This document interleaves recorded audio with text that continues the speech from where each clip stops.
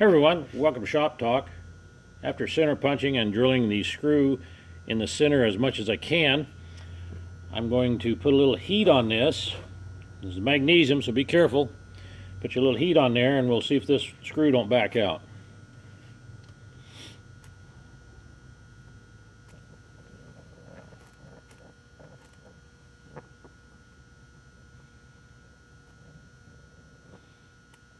We're going to heat it up to about 80 centigrade.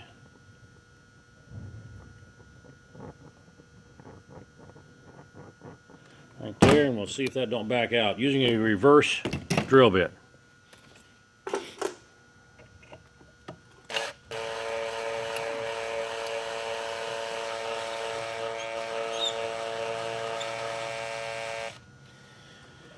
And there you have it. And the whole repair job, probably 10 minutes, something like that. Just practice.